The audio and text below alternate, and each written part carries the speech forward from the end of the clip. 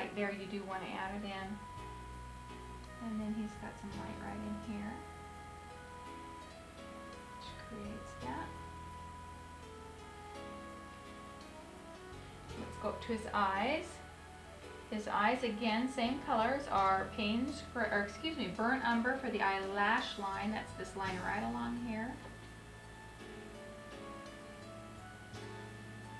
And work on that eye and come over here and do the same thing on this side so you're not working separate. You don't want to end up with two eyes that have different colors on them. It's easiest to keep them consistent if you work at them. Work on one, work on the other. Okay, I'm going to make his eyes brown. This is Payne's Gray so far for the pupil. I'm keeping these eyes nice and dark at the top, even on the brown part. I'm putting some Payne's Gray in because I want his eyes to really stay dark. Okay, burn umber for the eye, for the eyeball, the iris of the eye. I'm just going to poke a little bit of it in there. They're already pretty dark. More burnt umber undercolor. Cad orange is your secondary highlight on the brown eyes. And we're going to put the cad orange over here on the right side from about 3 o'clock. You're not going to see too much of it because his eyes are really in the shadow there. And we put a white gleam on the eye. On the photograph, only one gleam shows, and it's right here. Sometimes on photos, though, it's easier to buy it than it is on the painting. So if painting this, I would go ahead, even though one doesn't show in the photo, and I would put just a subtle gleam on that eye as well. If you don't do that, what happens is in a photograph, you have to believe it because that's the way the photograph was taken, but in the painting, it gets questioned. People say, well, he's got to shine on that eye, how come this eye doesn't shine, and so on. So sometimes that gets questioned. For the white of the eye, you want to use dirty white, and you want to go especially dirty.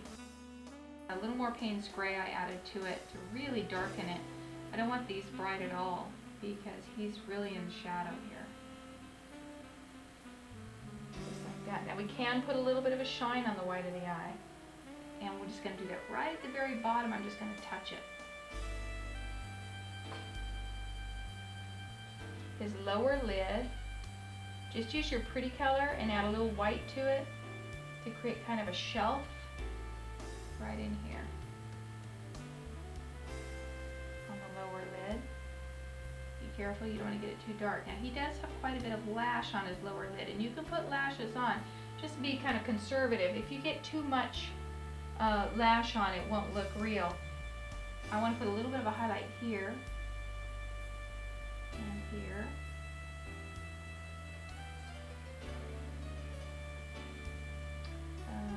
Skipping the lashes at the moment. I'm going up to the eyelid line. It's right here. I need to reinforce that before I put the lashes on. And this is your dark skin tone. His is very dark, so you can add a little bit of umber to it if you want. Sometimes you just have to kind of think these things through. Just keep everything soft. If you keep everything soft, you'll be okay. Okay. For the lash line, put the actual lashes on, and his do show quite a bit. You're going to reinforce the lash line here, just wet it a little bit. Put a little tiny bit of thinner on your brush, and you're going to pull those lashes out and up, out and up, out and up.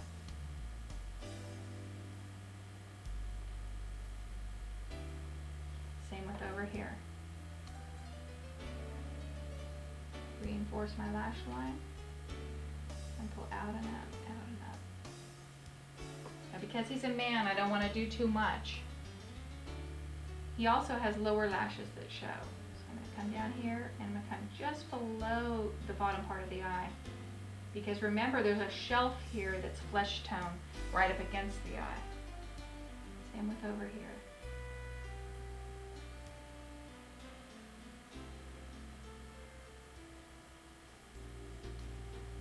Don't overdo. It can be overdone so easily. And let's give a little more shadow right in there. Okay, I'm going to soften that paint in just a pinch. I'm barely touching the canvas. If you touch the canvas too much, you're going to not soften. You're going to smash it away. very careful with that. And basically that's how you do somebody that is an Indian descent or has kind of a warm golden tone to the skin, okay? Your person might fall somewhere between Caucasian and this, and in that case, you're going to adjust your basic skin tone by adding a little more of the white than we did here, but a little less of the white than we did on the Caucasian. But you can see that basically the skin is the same. The darks are the same, the highlights are the same, the pretty colors are the same. It's just that underneath color that changes. Okay, good luck and have fun practicing this.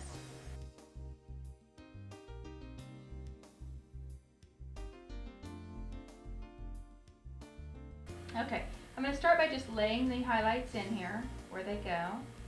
I'm not going to apply them very smoothly. When I put them on, I'm going to kind of let my brush jiggle a little bit if need be, and this is going to help create that wrinkly look. It's got nice highlights down here. One thing about wrinkles that will make them look deeper is if you have a dark where the wrinkle is, and you want to reinforce it, rather than making the dark darker, what you can do is you can take your highlight and lay it next to it, and it pulls the skin between the wrinkles up as opposed to using a lot of dark and pushing it back. You get a softer feeling to your painting. The same thing with here. You put a little highlight right below that wrinkle line and it pops it right out, pops the skin out and pushes that wrinkle back without reinforcing that real heavy shadow. You want to be careful if you get that too dark and you reinforce that shadow too much by putting a more dark on there, it'll look like he's got a river running through his face. So you have to be careful about that. And he's got some highlights over here, this side of his face, and over here on the cheek, and between the wrinkles, a little bit of highlight.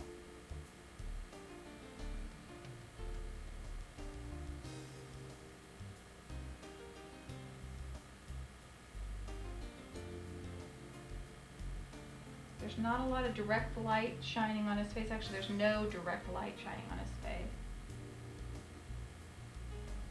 You see how I move around my canvas? I just do things as I see they need to be done. I don't try to perfect the nose before I go on to the lips and so on. Because if you do that, you're going to get stymied. You have to really keep moving around the painting. Keep that whole painting moving as far as working toward completion. Okay, his chin has plenty of light down here. Helps to reinforce that wrinkle there. He has a highlight that comes down here. Most of these highlights are going to get softened with our pretty color. His lips are not really red. What it is, it looks like it's flesh. You can look at your original. It looks like it's flesh with just a little highlight on it. And there's a lot of people whose lips are the same color as their face. It's almost like a continuation of the skin. And if it looks like it's a continuation of the skin, then treat it that way. Don't try to make the lips something that they're not. You've got to get rid of sometimes you have to get rid of that concept of lips are red, teeth are white, and so on. Okay, let's put a little highlight on the ear. He's got some highlight here.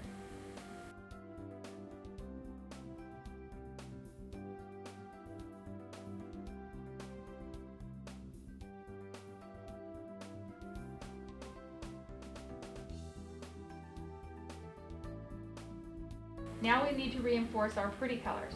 Our pretty colors are Rose Madder and Cad Orange.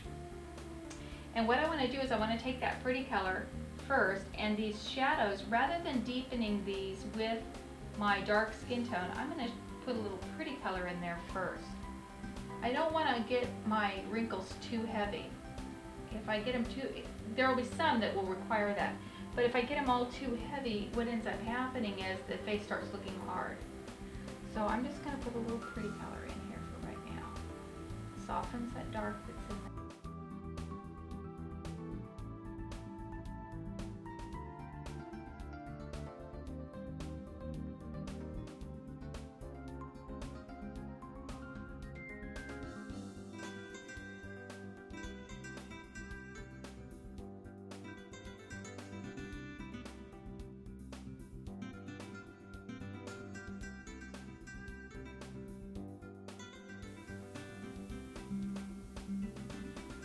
we need to talk about some ethnic skin tones.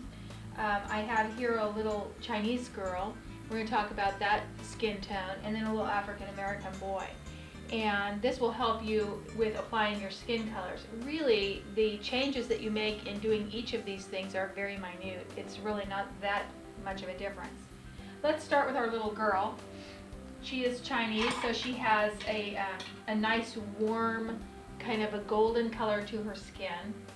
As a rule, Chinese or Asian people have a very smooth skin tone. They're not real freckly people. They don't have a lot of movement to the what am I looking for, to the pigment of the skin. So we want to apply the skin colors fairly smoothly.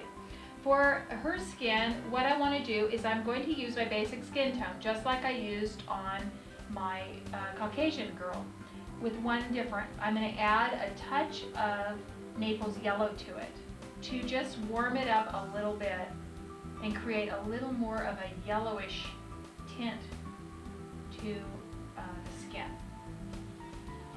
Basic skin color, a little bit of Naples yellow added to it.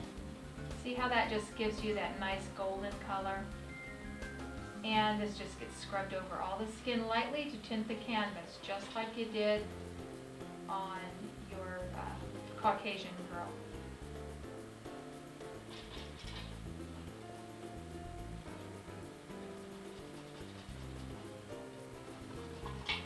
Remember, anytime you're coming up into a hairline, you want to paint the skin right up under the hair. It's very important because that skin is going to show through the hair, and that's what keeps the hair light and wispy. Don't forget about her ear. She does have an ear back here.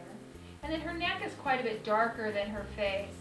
And I didn't create the entire body. I just wanted to give you the idea of the skin tones.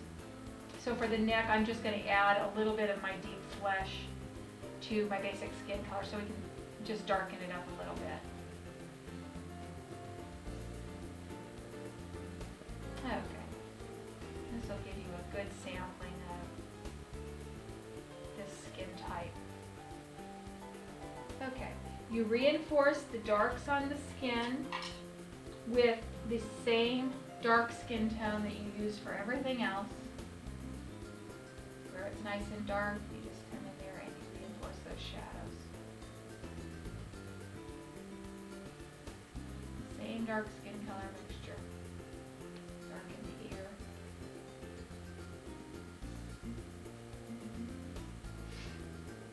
And I'm going to use a little bit of deep flesh with my dark skin color right here at the side of the face where it's a little bit darker, but I don't want it real dark. Her skin is very soft. A little bit of shadow in here, deep flesh plus the dark skin tone just to keep it soft. And under the nose as well.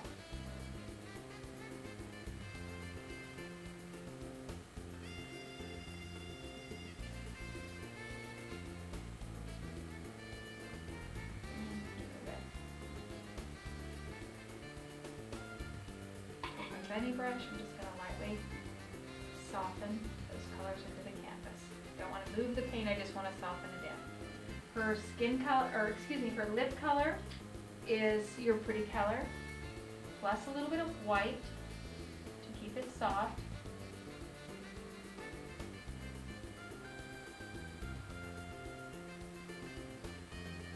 It's going to be a little darker as it goes into the mouth, and the upper lip is darker than the lower lip. Same color we used for our Caucasian girl. Then I'm going to highlight or lighten the lip color as it comes down here in the front, using a little more white. And pull that right down. The teeth, as always, are a dirty white for the teeth. Well, my brush just doesn't want to cooperate with me today. I was changing brushes.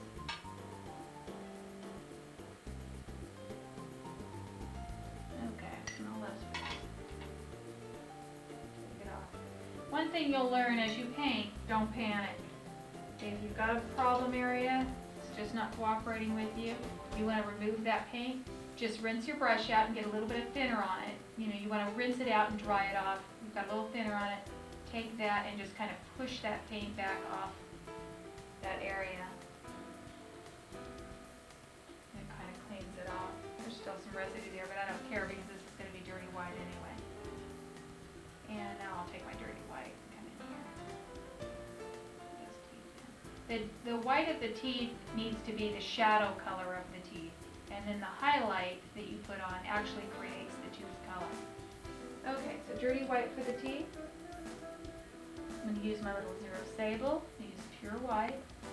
I'm going to highlight the teeth in the front with pure white, and this is going to make them shine.